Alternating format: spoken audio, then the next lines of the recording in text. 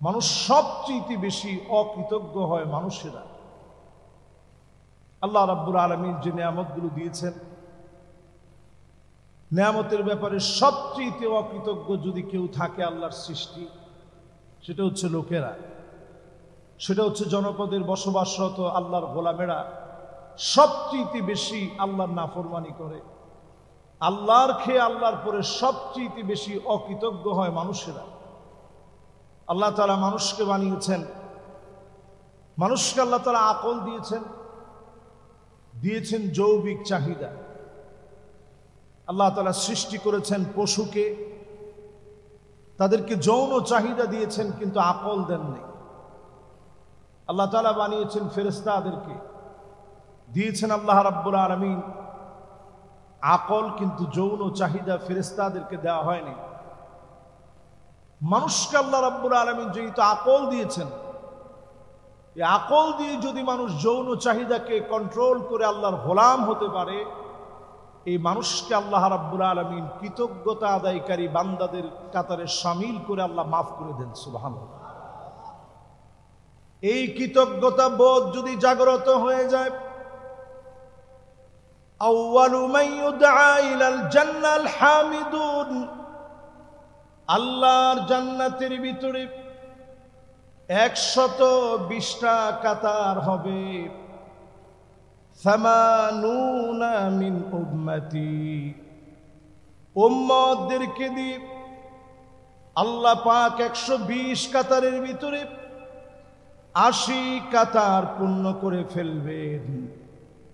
ওয়া আরবাউনা মিন সাইরিল উমাম, অন্য সব নবীর উম্মত মিলে আল্লাহর জান্নাতের মাত্র 40 কাতার ভরবে। শুধুমাত্র কেবলমাত্র মানুষদেরকে দিয়ে আল্লাহ পাক সেদিন নবীর উম্মতদেরকে দিয়ে আল্লাহর জান্নাতের 80 কাতার পুরা করে ফেলবে। যদি আপনি কৃতজ্ঞতা আদায় করেন, জান্নাতের প্রথম কাতারে যিনি দাঁড় করায় দিবেন তিনি কে? কৃতজ্ঞতা বোধ যদি আপনার ভিতরে তৈরি হয়, আল্লাহর প্রশংসা করার নিমিত্তে যদি আপনি একটু কৃতজ্ঞ হতে পারেন, খাওয়ার পরে যদি আপনি আলহামদুলিল্লাহ বলেন, শুরুতে যদি আপনি বিসমিল্লাহ বলেন, যে কোনো কল্যাণকর কাজে হাত দিতে নিয়ে বিসমিল্লাহ বলে শুরু করলেন, কুল্লু আমরিন যিবালিন, সব কাজগুলা সব নিথর হয়ে যাবে। যেই কাজের ভিতরে বিসমিল্লাহ বলা হবে না, সকল ভালো কাজ যদি বিসমিল্লাহ বলে শুরু করেন, আপনাকে যিনি সেরাদের সেরা বানায় দিবেন তিনি কে? সব কাজের শুরুতে বিসমিল্লাহ বলে কাজটা শুরু করেন। আমরা আমাদের ঘরের ভিতরে যত রকমের অঘটন, যত রকমের বালা মুসিবত, সাংসারিক কলহ দ্বন্দ্ব শুরু হয়, ঘরের ভিতরে আপনি বিসমিল্লাহ বলে পাড়া দেন, নিয়ত করে নেন আল্লাহ তাআলা আমার এই সফরকে, এই আশাকে আল্লাহ তাআলা বরকতপূর্ণ করবে। আপনি দেখবেন অবশ্যই আল্লাহ রাব্বুল আলামিন বিসমিল্লাহর বরকতে সমস্ত রকমের মনোমালিন্যকে আল্লাহ তাআলা দূর করে দিবে। পড়েন আল্লাহু আকবার। প্রথম যে বৈশিষ্ট্যের কথা আল্লাহ তাআলা বললেন, অধিকাংশ মানুষ সবচেয়ে বেশি অকৃতজ্ঞ হয়। এটা কোরআনুল কারীমের কথা, আল্লাহ তাআলা মানুষের চরিত্র বলতে গিয়ে বলছেন। এরপরে আল্লাহ রাব্বুল আলামিন বলেন, ওয়া কানাল ইনসানু আজুলা, মানুষ সবচেয়ে বেশি তাড়াহুড়া করে। তাড়াহুড়া করে, বলেন তো দেখি, তাড়াহুড়ার প্রবণতা সবচেয়ে বেশি মানুষের ভিতরে না অন্য প্রাণীর ভিতরে? সবচেয়ে বেশি তাড়াহুড়া আমাদের। হাঁটতে গিয়ে মানুষ হোঁচট খেয়ে বারবার পড়ে যায় তাড়াহুড়ার কারণে। ধনী হতে গিয়ে মানুষ অনেক কূটকৌশল অবলম্বন করে তাড়াতাড়ি কেমনে ধনী হওয়া যাবে। নেতা হতে গিয়ে সবচেয়ে বেশি কূটকৌশল মানুষ অবলম্বন করে কেমনে তাড়াতাড়ি নেতা হওয়া যাবে। সবচেয়ে বেশি তাড়াহুড়া মানুষের ভিতরে আছে। আল্লাহ রাব্বুল আলামিন 3 নম্বরে বলেন, وَكَانَ الْإِنسَانُ قَتُورًا। মানুষ সবচেয়ে বেশি কৃপণ হয়।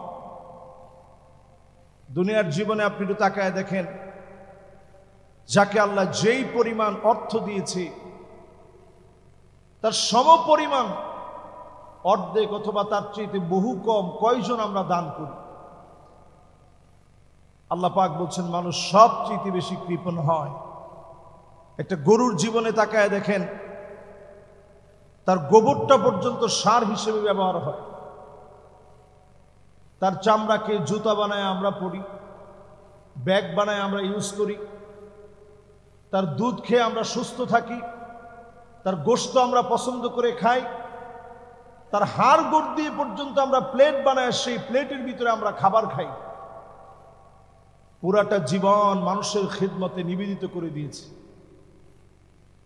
আল্লাহ সব সৃষ্টি, আপনি মনে করতে পারেন যে সাপ আমাদের কোন কাজে লাগে? ক্যান্সারের ভ্যাকসিন, ঔষধ আবিষ্কারে সাপের বিষ লাগে। পৃথিবীর অনেক মারাত্মক রোগের ঔষধ হিসেবে সাপের বিষ কাজে লাগে। যত এই পৃথিবীতে সৃষ্টি আছে সবগুলারে আল্লাহ আমাদের অধীনস্থ বানায় দিয়েছে, শুধুমাত্র মানুষগুলা যেন আল্লাহর ইবাদত করে একটু খুশি হয়। বলেন আল্লাহু আকবার। এক নাম্বার বললাম মানুষ সবচেয়ে বেশি অকৃতজ্ঞ হয়। দুই নাম্বার বললাম মানুষ সবচেয়ে বেশি তাড়াহুড়া করে। তিন নাম্বারে বললাম মানুষ সবচেয়ে বেশি কৃপণ হয়। চার নাম্বারে ওয়াকানাল ইনসানু আকসারা শাইইন জাদালা, সবচেয়ে বেশি মানুষ বিতর্ক করে। জানলেও বিতর্ক করে, না জানলেও বিতর্ক করে। মানুষের ভিতরে বিতর্ক করার মতোই বদ বৈশিষ্ট্য এখনো আছে না? না, সবচেয়ে বেশি বিতর্ক মানুষ করে। মানুষকে আল্লাহ তাআলা বড় দুর্বল করে বানাইছেন। ওয়া খুলিকাল ইনসানু দাঈফা, বড় দুর্বল করে আপনাকে আমাকে আল্লাহ বানাইলেন। সময়ের পরিবর্তনে দুর্বল মানুষটাকে দিয়ে আল্লাহ পাক অনেক দায়িত্ব দিয়েছেন। আপনার জীবনের অল্প সময়, এই সময়টা আল্লাহর কাছে বড় দামি। আপনার যেদিন থেকে বুঝ চলে আসলো, মা উলজিমা ফিহি কুলফা, শরীয়ত যেদিন থেকে আপনার উপরে অর্পিত হলো, বালেগ হলেন, প্রত্যেক ওয়াক্ত নামাজের ব্যাপারে যার সামনে জবাব দেওয়া লাগবে তিনি কে? মানুষ বিতর্ক করে সব নষ্ট করে দেয়। মানুষের চাইতে বড় বিতর্কে কার নাই? আল্লাহ তাআলা বহু প্রাণীকে জিহ্বা দিয়েছেন, দাঁত দিয়েছেন, তাই বলে তারা কারো সাথে বিতর্কে জড়ায় না। মানুষ সবচেয়ে বেশি বিতর্ক করে। মান কানা ইউমিন বিল্লাহি ওয়াল ইয়াউমিল আখির,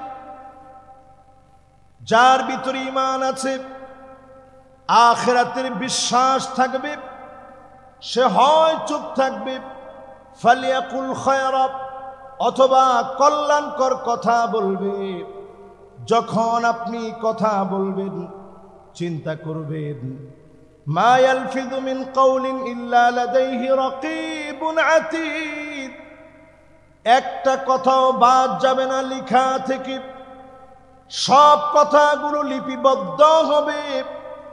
যার সামনে দাঁড়ায়া জবাব দেওয়া লাগবে তিনি কে? এই জিহ্বার ব্যাপারে যদি আপনি কন্ট্রোল আনতে পারেন, মা বাইনা লিহিয়াইহি ওয়া মা বাইনা রিজলাইহি, লজ্জাস্থানের ব্যাপারে আর জিহ্বার ব্যাপারে যদি কন্ট্রোল আনতে পারেন, আদমানু লাহুল জান্নাহ, নবীজি বলেন তার জন্য আমি আল্লাহর জান্নাতে জামিনদার হয়ে যাব। বলেন আল্লাহু আকবার। মানুষের বদ বৈশিষ্ট্যের ভিতরে অনন্য এই চারটি বদ বৈশিষ্ট্যের কথা কোরআনুল কারীম আমাদেরকে বলেছে। মানুষের শ্রেষ্ঠত্ব আল্লাহর কাছে কেমন? মানুষের শ্রেষ্ঠত্ব আল্লাহর কাছে এমন, অন্য কোনো প্রাণী বারবার ভুল করে না।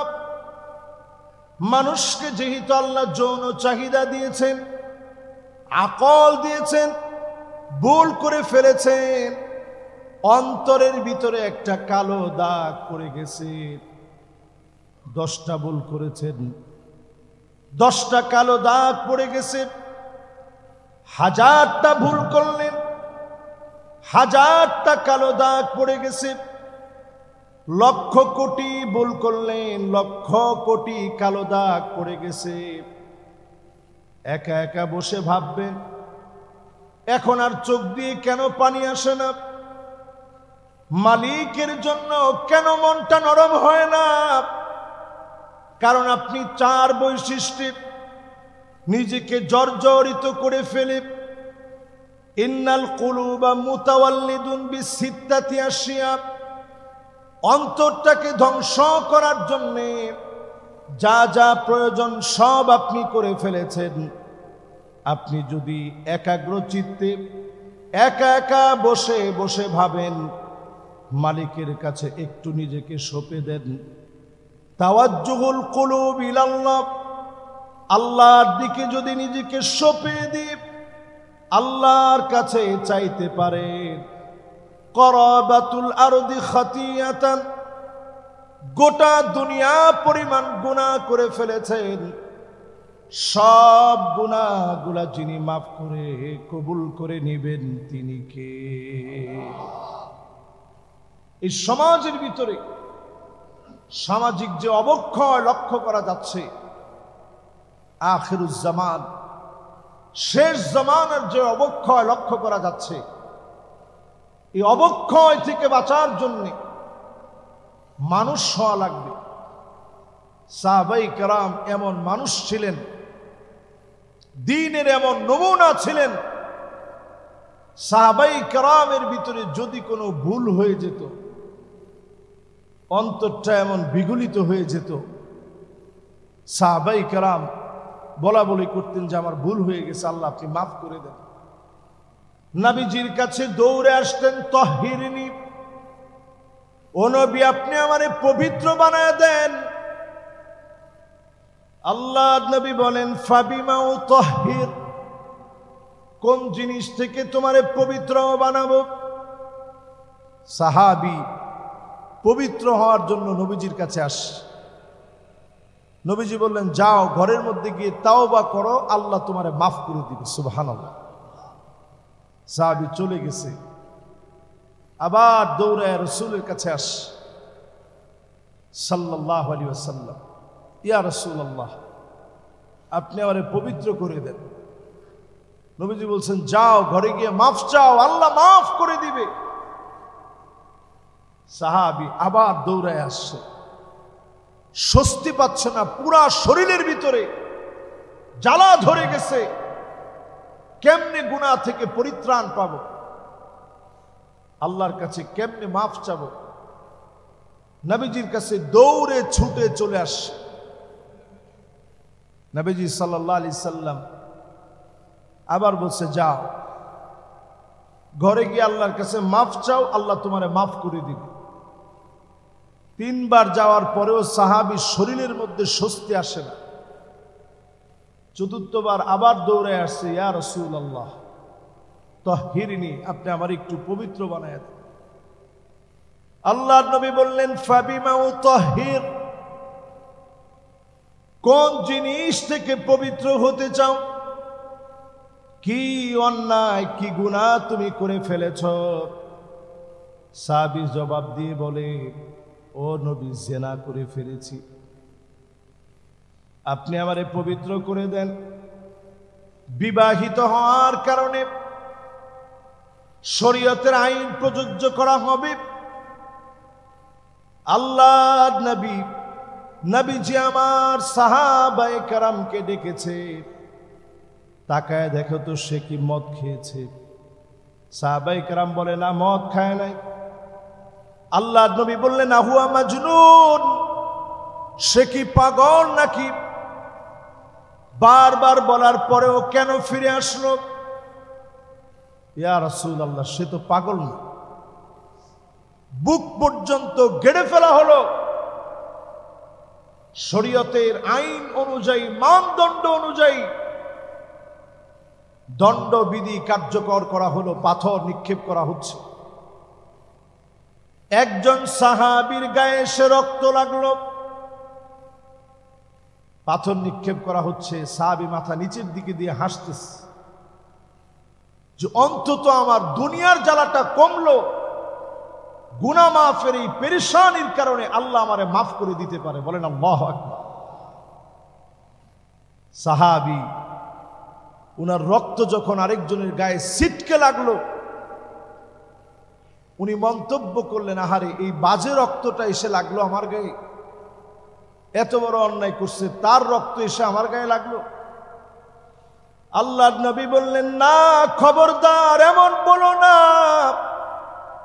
লাকাদ তাবা তাওবাতান, আমার সাহাবী এমন তওবা করেছে, যদি মদিনার সবার উপরে এই তওবাকে ভাগ করে দেওয়া হয়, এই তওবা এমন তওবা হয়েছে সবার গুনাহগুলা মাফ হয়ে যাবে। তারপরেও আমার সাহাবী তাওবা অবশিষ্ট আল্লাহর কাছে রয়ে যাবে। এত পরিমাণ আল্লাহর কাছে প্রিয় ছিলেন, এমন তাওবা সাহাবায়ে কেরাম করলেন। গুনাহ হয়ে গেলে নিজেকে বেঁধে ফেলতেন। যারা মদিনায় গিয়েছেন দেখে থাকবেন, রাউদাতুম মিন রিয়াদিল জান্নাহ, সেখানে আমরা সবাই গিয়ে 2 রাকাত নামাজ পড়ি, পারলে 4 রাকাত নামাজ পড়ি। কে কে পড়ছেন একটু দেখি তো। মাশাআল্লাহ, কষ্ট করে একটু হাতটা উঠান। আমাদের মাশাআল্লাহ মাশাআল্লাহ অনেক ভাই আল্লাহর ঘরে গেছে, হাতটা নামান। এই যে নামাজটা পড়ছেন, এই বিছানাটা সাক্ষী হয়ে আছে, এটা জান্নাতের খণ্ড একটা টুকরা। আল্লাহ পাক হুবহু এটাকে জান্নাতে উঠাবেন। বলেন আল্লাহু আকবার। সেই জায়গায় যারা নামাজ পড়ছেন অনেক সৌভাগ্যবান। আলহামদুলিল্লাহ, আমার মুসল্লিয়ানে কেরাম যারা আছেন, অনেক মুসল্লিরা পড়েছেন। যারা পড়তে পারেন নাই, আমরা দোয়া করি আল্লাহ প্রত্যেককে মক্কা মদিনায় নিয়ে যাক, একবার হলেও যাওয়ার তৌফিক দিক। পড়েন আমিন। এই যে রওদায় গিয়ে নামাজ পড়ছেন, ওইখানে অনেকগুলা খুঁটি আছে দেখবেন। এই যে আজকে আমি যেভাবে মিম্বারে বসে খুতবা দিচ্ছি, রাসূলুল্লাহ সাল্লাল্লাহু আলাইহি সাল্লামের একটা মিম্বার ছিল, তিনি খুতবা দিতেন। আজকে আমি যেভাবে দাঁড়ায়া এই আজকের এই মোবারক সময়ে কথা বলছি, নবীজি কথা বলতেন। নবীজি সাল্লাল্লাহু আলাইহি সাল্লাম খুতবা এসে সাহাবায়ে কেরামদেরকে সামনে নিয়ে বয়ান করতেন, আলোচনা করতেন, সমসাময়িক সেই সময়ের প্রয়োজনীয় বিষয়গুলো নবীজি বলতেন। ওই জায়গায় গেলে দেখবেন রাসূলের সেই নিদর্শনগুলো আজ অবধি হুবহু ধরে রাখছে। কিছু ডিজাইন তুর্কি সময়ে করা, শত শত বছর আগে, সেই ডিজাইনগুলোকে এখনো ধারণ করা হয়েছে। কিন্তু কিছু জায়গায় তাকায় দেখবেন আরবিতে লেখা আছে উস্তুওয়ান। উস্তুওয়ান মানে খুঁটি। এই যে আমাদের মসজিদে যে পিলারগুলো আছে, এরকম রিয়াদুল জান্নার ভিতরে কিছু খুঁটি বা কিছু পিলার আছে। ওই পিলারের ভিতরে সাহাবায়ে কেরাম গুনাহ হয়ে গেছে, যতক্ষণ আল্লাহ মাফ না করেছেন, আয়াত নাজিল না করেছেন, নিজেদেরকে বেঁধে রাখছে, খুঁটির ভিতরে বেঁধে ফেলছে। আল্লাহ আপনি মাফ করেন, না হলে যাব না। মালিকের দয়া লেগে গেছে, যিনি মাফ করে দিয়েছেন তিনি কে? ওই জায়গায় গেলে দেখবেন একটা খুঁটি আছে, উস্তুওয়ানুল উফুদ। বিদেশি প্রতিনিধি দল আসলে নবীজি যেই জায়গায় বসতেন, ওই জায়গার প্রেজেন্টেশন সবচেয়ে সুন্দর। নবীজির দরজার পাশেই মেহমানদারি করার জন্য নবীজি বসতেন, তাদেরকে নিয়ে সেখানে কথা বলতেন। ওইখানে একটা খুঁটি আছে, উস্তুওয়ান আয়েশা, আমার চোখের সামনে যেন এখন ভাসতেছে, উস্তুওয়ান আয়েশা। আমার নবী যখন ইতিকাফে বসতেন, আম্মা জান আয়েশা নবীজির চুলটা আশ্রয় দিতেন। আমার নবী যখন বসতেন, ভিতর থেকে খেজুর এনে নবীজিকে দেওয়া হতো, নবীজি সেগুলো খেতেন। এই খুঁটি আজ অবধি আছে।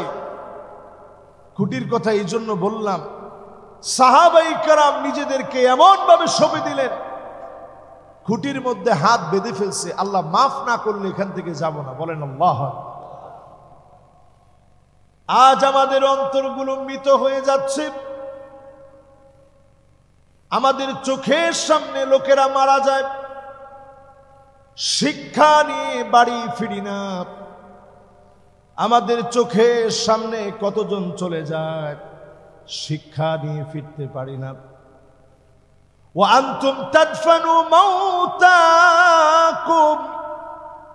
মৃতদেরকে দাফন কাফন করি, চোখের সামনে পাওয়ারফুল লোকটা চলে গেল, একটা বারের জন্য মনে করি না আমার মতো পাওয়ারফুল মানুষটাকেও কবরের সঙ্গে যিনি মিশায় দিবেন তিনি কে? আল্লাহর সৃষ্টি জগতের ভিতরে তিনটা জিনিসের ভিতরে কোনো গ্রাম নাই। এই তিনটা জিনিসে আল্লাহ তাআলা সাবানের মতো বানাই দিয়েছেন। তিন জিনিসের এক নাম্বার হলো মাটি। গ্রান আছে? তোমার সবাই তো কয় না গ্রান আছে। এখনো মনে হয় অনেকের বুঝতে কষ্ট হচ্ছে, মাটির কি কোনো গ্রান আছে? এটার ভিতরে আপনি মরা মানুষ দেন, পশু দেন, প্রাণী দেন, ময়লা দেন, যা দেন, গোসল করায়া পরিবেশটাকে আপনার জন্য শান্ত বানায়া সুন্দর একটা পরিবেশ তৈরি করে দিবে। বলেন আল্লাহু আকবার। যদি মাটির ভিতরে গ্রান থাকতো, দুর্গন্ধ থাকতো, জমিনের ভিতরে মানুষ বাঁচত না, কোনো প্রাণীও বাঁচত না, কোনো প্রাণী জমিনে টিকতে পারত না। আল্লাহ পাক মাটির ভিতরে কোনো রকমের গ্রান দেন নাই। বাতাসের ভিতরে আল্লাহ রাব্বুল আলামিন কোনো প্রকার গ্রান দেন নাই। এটা নিজে একটা এয়ার ফ্রেশনার, আপনাকে রিফ্রেশ করে দিবে। আপনি বুক ভরে শ্বাস নেবেন, ফজরের নামাজ পড়বেন, নামাজের পরে বুক ভর্তি করে আপনি শ্বাস নেবেন। আল্লাহ তাআলা এই সময়ে শিফা রেখেছেন, যিনি আপনাকে সুস্থ রাখবে, প্রাণবন্ত রাখবে, শরীরটা ভালো রাখবে, অনেক রকমের নিয়ামত বরকত দিবেন, তিনি আমার আল্লাহ। আজকে আমরা বড় দুঃখ পাই, ফজরের নামাজ শেষ, এক ঝাঁক আল্লাহর গোলাম বের হয় হাঁটার জন্য, দৌড়ানোর জন্য। আপনি দৌড়ানোর রুটিন হিসাবেও যদি আপনি মনে করতেন যে একটু নামাজটা পড়ে আসে, দৌড়ায় যদি নামাজের সময় আবার দৌড়ান যাবেন, আচ্ছা না দৌড়াইলেন, একটু জোরে হাঁটলেন, হেঁটে এসে যদি আপনি নামাজের জন্য দাঁড়ালেন, হক আদায় করে রুকু সাজদা গুলো করলেন, সুন্দরভাবে আপনি সালাতটা আদায় করলেন, হতে পারে এই নামাজের মধ্য দিয়ে যিনি আপনাকে সুস্থ রাখবেন তিনি কি? সায়েন্টিফিক ভাবে প্রমাণিত, হার্ট অ্যাটাক থেকে বাঁচতে লম্বা সিজদা দেন। আপনার প্রত্যেকটা অর্গান এই মুহূর্তে এত পরিমাণ সচল হয়ে যায়, অ্যাক্টিভিটিস এত পরিমাণ বেড়ে যায় সেজদা অবনত অবস্থায়। লম্বা সেজদা দেওয়ার মধ্য দিয়ে অর্গানগুলো এত দ্রুত সচল হয়ে কাজ করে, আপনার ব্রেনটা এত সুপ্রসন্ন হয়। সেজদায় গিয়ে যদি আপনি মোটামুটি 1-2 মিনিট সুবহানা রাব্বিয়াল আ'লা, সুবহানা রাব্বিয়াল আ'লা বলেন সবাই। লাইসা সুবা, আমরা অনেক সময় বলি সুবহানা, না, সুবহানা রাব্বিয়াল আ'লা বলেন। এই যে আপনি বললেন, একটু দম নিলেন, একটু সময় চিন্তা করলেন, সেজদা অবনত থাকলেন, সেজদায় গিয়ে নফল নামাজের সময় মনে মনে শুধু চিন্তা করলেন, মুখে বলা লাগবে না, মনের চিন্তাগুলা যিনি কবুল করে নেবেন তিনি কি? আকরাবু মা ইয়াকুনুল আবদ মির রাব্বিহি ওয়া হুয়া সাজিদুন ফাআকসিরুদ দুআ। এই মুহূর্তে যখন আপনি দোয়া করবেন, সেজদা অবনত গোলামদের দোয়া সবচেয়ে বেশি যিনি কাছ থেকে কবুল করেন তিনি কে?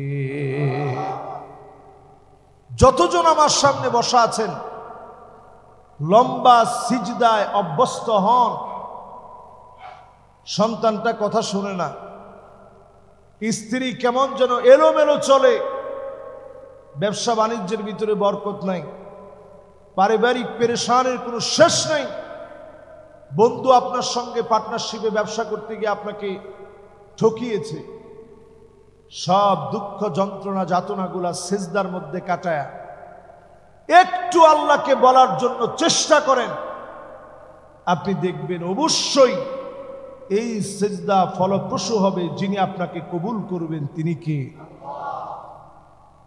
সিজদার ভিতরে আরবিতে দোয়া আপনার না জানা আছে,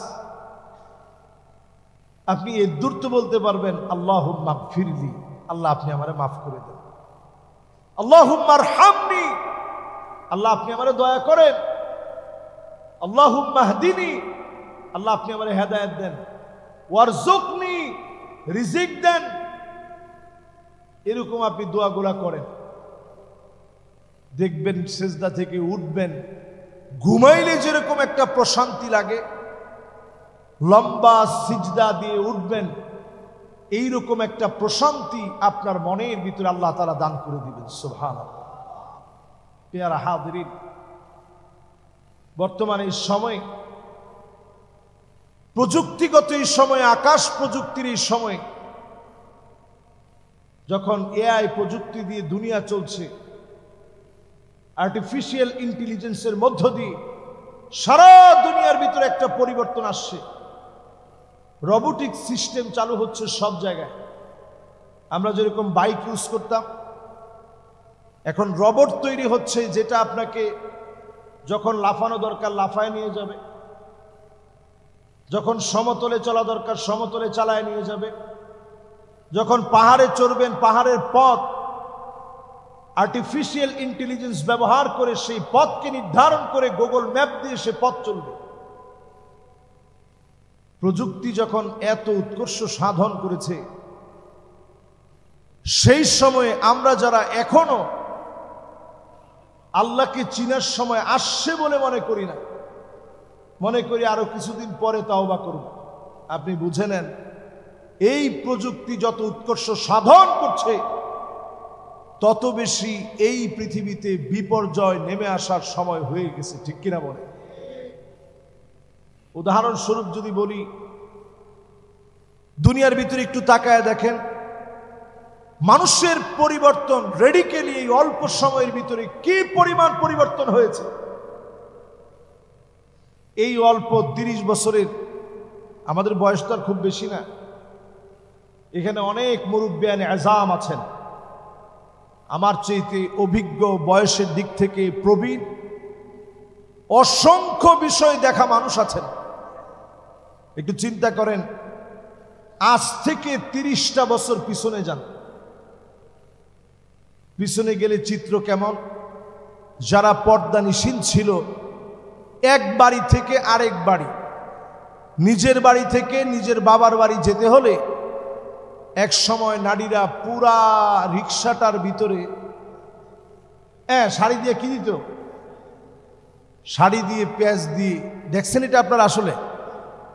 আচ্ছা, এই দৃশ্য যদি এখন ঘটে, কি পরিমাণ মোবাইল আর ক্যামেরা চতুর্দিকে ধরা হবে যে এই লোক কি এই দুনিয়ার, না ভিন্ন কোনো গ্রহ থেকে আসছে। সেই সময়ের মানুষের দিকে তাকায় দেখেন, পরকীয়া সেই সময় ছিল না, সংসার সেই সময় আজকের মতো ভাঙত না, সেই সময়ে সমাজ ব্যবস্থা কুলুষিত ছিল না। আজকের সমাজ ব্যবস্থার অবস্থা কি? আকাশ প্রযুক্তির এই যুগে, হাতে হাতে যখন মোবাইল, এই যুগে নবীজি সাল্লাল্লাহু আলাইহি সাল্লামের হাদিস মনে পড়ে যায়। নবীজি বলছেন, এমন সময় আসবে যেই সময়ে তোমরা তাকায় দেখবা দুনিয়ার মধ্যে এমন অবস্থা হবে, ইয়াতাসাফাদু ফিত তরিক তাসাফুদাল হামির, মানুষগুলা পশুর মতো হয়ে যাবে, আকলহীন কাজ করবে, যৌন লিপ্সার মধ্যে পড়ে যাবে। সারা দুনিয়ার ভিতরে, মানুষের ভিতরে যৌন লিপ্সা এত বেড়ে যাবে, মানুষ তার বিবেক দিয়ে কাজ করবে না, নিজে মানুষ সেটা ভুলে যাবে। এখন তাকায় দেখেন, এই প্রযুক্তির সময়ে মানুষের লজ্জা কমেছে না বেড়েছে? প্রয়োজন ছিল তো এমন যে এখন সবকিছু ভিডিও হয়, তো মানুষের প্রয়োজন ছিল এখন নিজেদেরকে আরো বেশি এই অন্তত ক্যামেরার ভয়ে, সিসিটিভির ভয়ে, অন্যান্য ফুটেজের ভয়ে নিজেদের চরিত্র ঠিক রাখার কথা ছিল আরো বেশি। কিন্তু ঠিক থাকায় দেখেন, নবীজি বলেছেন, তার মানে এটা উল্টা হয়ে গেছে। নবীজি বলছেন, এমন সময় আসবে রাস্তায় রাস্তায় মানুষ বেহাপনা করবে, উলঙ্গপনা মানুষের মধ্যে বেড়ে যাবে, নারীরা এমন হবে পুরুষের মতো পোশাক পরবে। এখন আর ঠিক বলেন না? ঠিক। যে সমস্ত ঘরে মা বোনেরা পুরুষের মতো পোশাক পরে, দিব্যি প্যান্ট এবং শার্ট পরে বের হয়, আল্লাহর কসম প্রতিনিয়ত লানত পড়তেছে, লানত পড়তেছে, আপনি রহমত পাবেন কেন? ঠিক নেই? এখন বলবেন, হুজুর আসলে মেয়েরে তো এখন কন্ট্রোল করতে পারি না, স্ত্রীর উপরে আমার কোনো কর্তৃত্ব নেই, এই জন্য পরিবার গঠনে সন্তানদেরকে বোঝানোর চেষ্টা করেন, স্ত্রীর সামনে গিয়ে মহাব্বত নিয়ে বোঝানোর চেষ্টা করেন, এই দুনিয়া বড় ক্ষণিকের। কাআন্নাহুম ইয়াওমা ইয়ারাউনাহা লাম ইয়ালবাসু ইল্লা আশিয়াতান আও দুহাহা, সকাল সন্ধ্যার ভিতরে শেষ হয়ে যাবে। আপনি হাজার কোটি টাকার মালিক ছিলেন, সেদিন একজনের ভিডিও দেখলাম, যে পরিমাণ টাকা তিনি শুধু লুট করেছে, প্রায় 300 বছর লেগে যাবে, 381 বছর লাগবে ওনার টাকাগুলা যদি 2 কেজি করে প্রত্যেক দিন গুলায় খায়। আরে মুসলমান, কিসের পিছনে আমরা আছি? উনার টাকাগুলা যদি গুলায় খায়, ভাত খাইলো না, শুধু টাকা খাইলো, 381 বছর লেগে যাবে যে পরিমাণ টাকা উনি লুট করছেন। এই লোক যদি নামাজ পড়তে পড়তে সেজদার দাগ কপালের ভিতরে ফেলে দেয়, বিশ্বাস করেন, লাম ইয়াকবালহু সিজদাতান ওয়াহিদা ওয়ালাউ সাজাদা বি60 সানা, 60 বছর ধরে যদি তাহাজ্জুদেও সেজদা দেয়, এই লোকের একটা সেজদাও আল্লাহর কাছে কবুল হবে। বুঝে আসেনি না? এরকম লোকজন নামাজ পড়ল, মানুষকে ঠকায়া, ভাইকে ঠকিয়ে, নিজের পরিবারকে ঠকিয়ে আইন নিয়ে ঠেলাঠেলি করল, কিন্তু কাতারের ভিতরে এসে বলল, সামনের কাতারটা সোজা করেন। আপনি নিজে জমির কাতারটা সোজা করতে পারেন নাই, এইখানে এসে যদি আপনি কাতার সোজা করেন, এটা নিছক লোক দেখানো হবে, আল্লাহর কাছে এটা কবুল হবে। যে লোকটা নামাজি হবে সবচেয়ে মানবিক হবে, চরিত্রবান হবে। যে লোকটা নামাজি হবে তার সব দিকের পরিবর্তন আসবে। যখন পরিবর্তন আসবে তখন আপনি বুঝবেন এক একটা সেজদা পাহাড় সমান হয়ে যিনি সেজদাগুলা কবুল করতেছেন তিনি কি। আপনার জীবনের অনেক গুনাহের অধ্যায় আছে। করাবাতুল আরদি খতিআতান, গোটা দুনিয়া বড় আপনার গুনাহ। দুনিয়া সমপরিমাণ গুনাহ যদি করে ফেলেন, মানুষের হক গুলা যদি বুঝায় দেন, শিরিকের গুনাহ যদি না করেন, এত বড় গুনাহের অধ্যায় যিনি মাফ করে দিবেন তিনি কে? প্যারা হাদিরিন, শেষ জামানার গল্প রাসূল আমাদের সঙ্গে করে গেলেন 1450 বছর আগে। যে যুগের মানুষ সোনালী যুগের মানুষ ছিলেন, যে যুগের মানুষ এক ওয়াক্ত নামাজ জামাত ছাড়া হলে 6 মাস আল্লাহর কাছে কাঁদতেন, আল্লাহ কেন নামাজটা জামাত থেকে ছুটে গেল। একটা ওয়াক্ত নামাজ যদি সাহাবায়ে কেরামের কাজা হয়ে যেত, একটা বছর আল্লাহর কাছে কাঁদতেন, আল্লাহ কেমন করে আমার নামাজ ছুটে গেল। কিন্তু আজকে আল্লাহ আমাদেরকে মুসলিম বানিয়েছে, এটা কত বড় সম্পদ বুঝবেন সেই দিন যেদিন চক্ষুটা বন্ধ হয়ে যাবে। আপনার আত্মীয় স্বজন যেদিন রেখে চলে আসবে, আপনি পায়ের আওয়াজগুলা শুনবেন। আজকে আমার সভাপতি সাহেব বলতেছিল ওনার তিনজন আত্মীয় মারা গেছেন এই যে অল্প সময়ের ভিতরে। এই যে যাদেরকে কবরে রেখে আসা হচ্ছে, এরা পায়ের আওয়াজগুলা শুনতে পায়।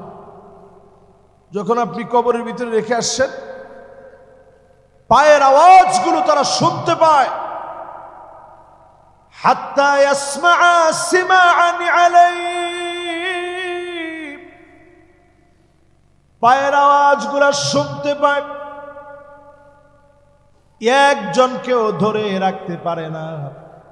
একটু থেকে যারে বাপ, তোরে না অনেক আদর করে বড় বানাইছি, সন্তানরে আমারে একা ফেলে রেখে যাইস না, আমি একা একা থাকতে পারবো না। একজনকেও আটকায় রাখতে পারে না। একে একে সবাই বিদায় দিয়ে চলে আসে। লোকটা দেখে কবরের ভিতরে হঠাৎ করে একটা আলো জ্বলে গেছে। ডাক মেরে বলে, কে গো তুমি? সবাই রেখে আসলাম, তুমি আবার কে? নামাজ ডাক দিয়ে বলবে, নূরুন ওয়া বুরহানুন ওয়া নাজাহ, আমি তোমার নামাজ, তোমার জন্য আলো হয়ে গেলাম, সাক্ষী হয়ে দাঁড়ায় গেলাম। যতবার যত জায়গায় নামাজ পড়েছেন, হতে পারে সব জায়গাগুলা যার সামনে সাক্ষী দিবে তিনি কে? নামাজের সংখ্যা বাড়ান, নামাজের সৌন্দর্য বাড়ান, অজুর পানিগুলা জগজগ করে উঠবে। নবীজি তাকায় বলবে, আল্লাহ এটি তো আমার সে উম্মত। কোটি কোটি মানুষের ভিতরে সেদিন আল্লাহর নবী চিনে নিবেন নামাজিদেরকে।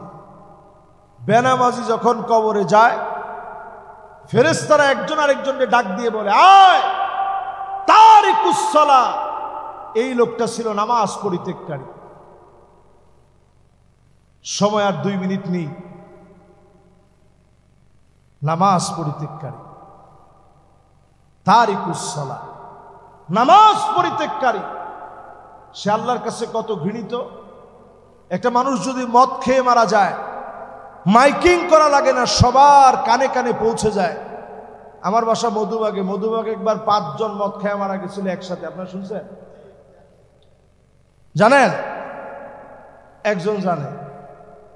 আমি তাদের কাউরে ছোট করতে চাই না। হায় হায় হায় হায়, সবার কানে কানে কথাটা, হাই রে লোকটা মদ খায় মারা গেছে, অমুক 5 জন একসঙ্গে মদ খায় মারা গেছে। এই কথা সবার কাছে এলান হয়ে গেছে, বিনা এলানে, মাইকে ঘোষণা করতে হয় না, সবার কাছে ঘোষণা হয়ে গেছে।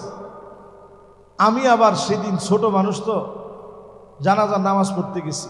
এর মধ্যে একজন আমারে অনেক আদর করত, দেখলেই মট্টর যখন খাইতো মাথাটা উল্টা পাল্টা হয়ে গেলে আমার দেখলেই বলতো তুই কি খাবি কর। আমিও চিন্তা করতাম যে থাক, লোকটা খাওয়াইতে চাইতেছে, অসুবিধা নাই তো। তা আমার ওই লোকটার কারণে আমি তার জানাজায় গেলাম, 5 জনরা একসাথে শোয়া জানাজা হচ্ছে। এই দৃশ্যটা আমার চোখের সামনে এখনো ভাসতেছে। এটা এই জন্য বললাম, একটা মানুষ মদ খেয়ে মারা গেলে সবাই এলান করে। মদখোরের চাইতে আল্লাহর কাছে বেনামাজি নিকৃষ্ট, নিকৃষ্ট, আল্লাহর কাছে ঘৃণিত, ফেরেশতাদের কাছে ঘৃণিত, ঠিক কিনা বলে? কিন্তু কয়জন বেনামাজি বললে বলে আরে লোকটা বেনামাজি ছিল। মদখোরের চাইতে নিকৃষ্ট, জেনাকারের চাইতে নিকৃষ্ট হচ্ছে বেনামাজি। তাহলে চিন্তা করেন, যেই সমাজের ভিতরে এখনো নামাজ কায়েম হয় নাই, এখনো মানুষ নামাজের মহব্বত তৈরি হয় নাই, 5 ওয়াক্ত নামাজ পড়েন না, আপনি নিজেরে মনে করতেছেন আপনি ভালো মানুষ। আদৌ কি আপনি ভালো মানুষ হতে পারছেন? সম্মানিত হাজিরিন, মানুষের বদ বৈশিষ্ট্য বলতে গিয়ে বেনামাজির কথা বললাম, মনে কষ্ট নিয়েন না। যারা বেনামাজি এদের কোনো সার নাই। ওয়াকানা মা ফিরআউনা, বেনামাজি থাকবে ফেরাউনের সাথে, স্পষ্ট সহিহ হাদিস। হামানা, হামানের সাথে, কারুনা, কারুনের সাথে, উবাই বিন খালাফ, দাগি জাহান্নামী উবাই বিন খালাফের সাথে। লাইসা লাহু নূরুন ওয়ালা বুরহানুন ওয়ালা নাজা, তার জন্য কবরে কোনো আলো নাই, সাক্ষী নাই, কেউ নাই। চতুর্দিক থেকে তাকে পাকড়াও করে ফেলবে, এমন চাপ মারবে ডান দিকের হাড়গুলা বাম দিকে চলে আসবে, বাম দিকের হাড়গুলা ডান দিকে চলে আসবে। এই সমাজ বিনির্মাণে নামাজ কায়েমের সিদ্ধান্ত যদি নেন, এ সমাজকে যিনি পরিবর্তন করে দিবেন তিনি কে?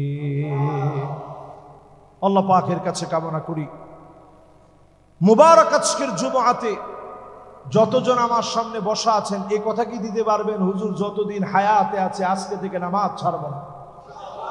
রাজি আছেন? কারা কারা রাজি? 2টা হাত তুলে আল্লাহকে দেখান। আল্লাহ আপনি কবুল করেন, মঞ্জুর করেন, পড়েন আমিন। নামাজটা পড়বেন, যেখানে আছেন নামাজ পড়বেন, যেথায় আছেন নামাজ পড়বেন। নামাজের চাইতে দামি আর কিছু নাই আল্লাহর সাথে সম্পর্ক করার। আল্লাহ তাআলা আমাদেরকে নামাজি হিসাবে আল্লাহ কবুল করুক, মঞ্জুর করুক, পড়েন আমিন।